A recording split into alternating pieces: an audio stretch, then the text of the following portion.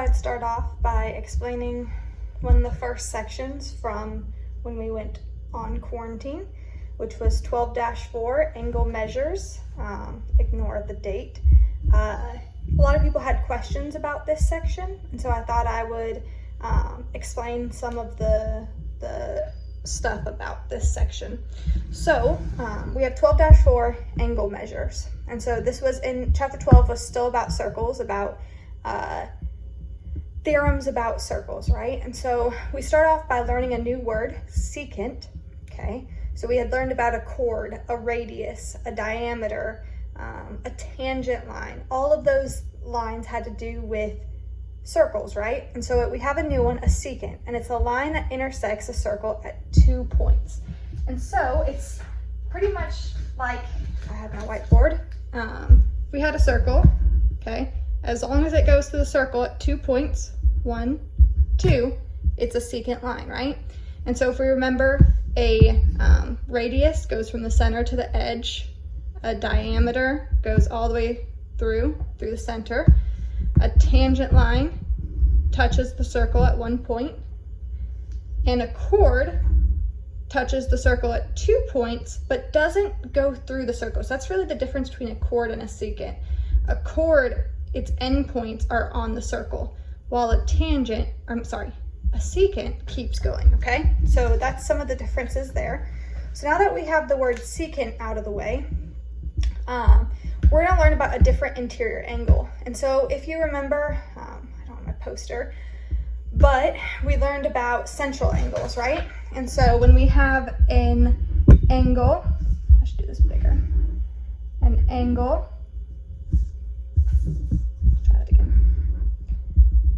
that's vertex is the center, its arc is the same, right? These measures are the same. And then we learned about, in 12-3, back before spring break, about inscribed angles, right? So where this is 1/2 of this arc, right? B equals 1/2 of the arc. So now what we're learning about, and you can see this on the circles posters, circles angles poster, on Instagram, it is on there. Okay, and so we're gonna learn about a different interior angle. So it's not a central angle, and it's not an inscribed angle, okay? Not central, not inscribed. It's a different interior angle that's formed by two chords or secants, okay? So we have two chords right here, and notice it's not going through the center. My center is right there. And so, it could also be these lines continue and are secants. They can go outside of the circle. That's totally fine.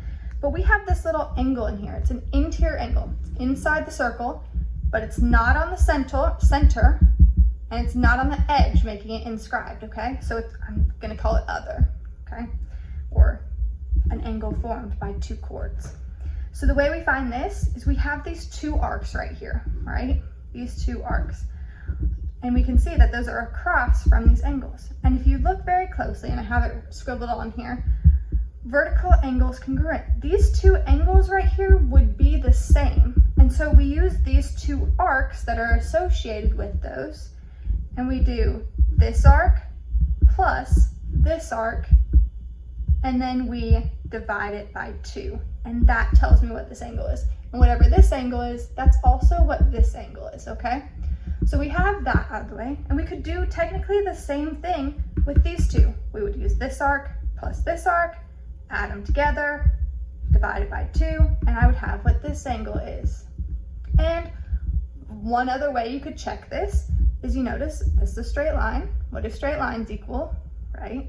So if I know what angle 1 is by doing x plus y divided by 2, I could do what to find that angle? Subtract from 180, right? So that brings us to the last section of the handwritten part of these notes, which was talking about exterior angles. So we talked about interior. We have central angles, inscribed angles, other interior angles. Now we're talking exterior. Of course, you guys know exterior means outside, right? So we have these angles that are outside the circle. It's formed by two secants, okay? And this angle ends up getting formed. Now you guys might remember we talked about points and segments. Now we're talking about angles. Remember, angles and sides live in different worlds. When you're working with angles, looking for the degrees, that's what you're looking for. That's how you know you're working with angles. Sides, there's measurements, inches, feet, meters, right? So for exterior angles, we have this angle that's out here, and what I do is I have to do this big arc.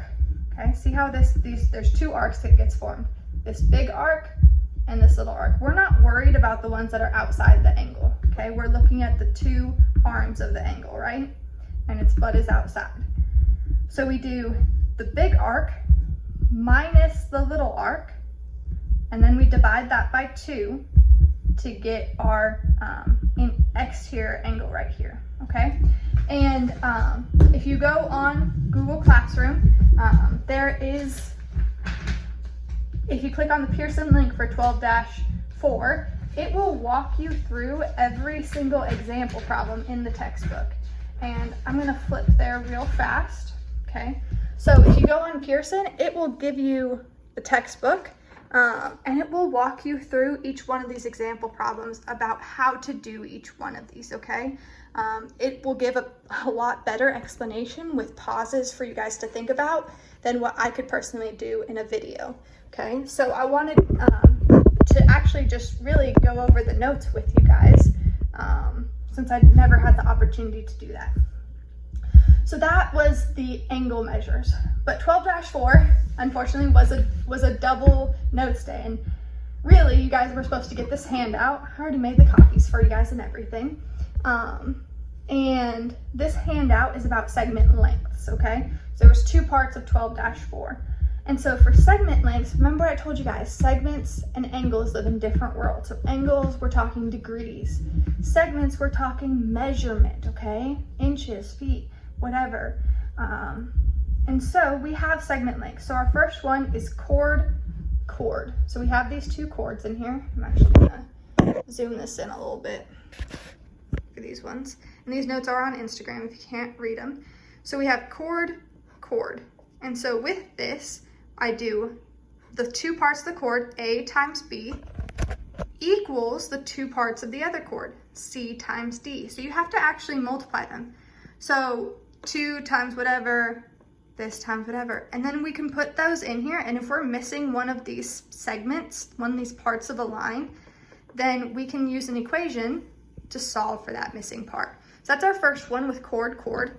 Our second one is secant, okay? So I got 2 lines, and you may be like, wait, that looks like this. Shouldn't I use this formula? And I want you guys to think about what the difference is here, okay? These are the lengths of the actual lines, okay? These are the measures of the arcs and the measure of the angle. That's the main difference, okay? So don't forget that. Always look at whether we're talking about lengths, distances, or angle measures, okay? And so for this one, you set it up using this formula, okay? You plug in all these numbers here and you solve for whatever missing piece it is. So that one, as long as you can use your algebraic skills to solve the formula, not too bad at all, okay?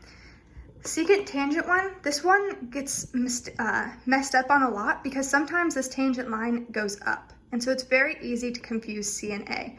But if you think about this like a Pythagorean theorem, like a right triangle, where we have a right triangle right here because this line is tangent, so we know it forms a right angle right here, okay? And so all this is a squared plus b squared equals c squared. But it's a little bit different because of this. So just make sure that the c is the tangent line. And don't actually use a squared plus b squared equals c squared here. That's not the formula. This is the formula.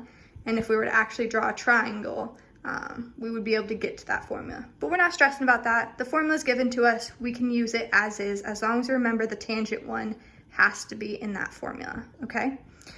And our last one, tangent. This actually goes way back to our 12-1 notes. So if you look back at that, you'll see that we already covered this formula. And actually it says it right there. And this is, when we have 2 tangent lines, these 2 segments are equal, okay? So that is an overview of 12-4's notes. Remember, the video of example problems is through Pearson online, okay? So if you go on Google Classroom, you are able to find that and access that at any time to get a detailed walkthrough of how they actually solve these problems. And they talk through it. They don't just, have a picture of this like we do on Instagram, okay? So that's all for 12-4. And so with that, we finished off circles. This was the only thing left after spring break we had to do with circles, and then you guys already took the circles quiz. So thank y'all.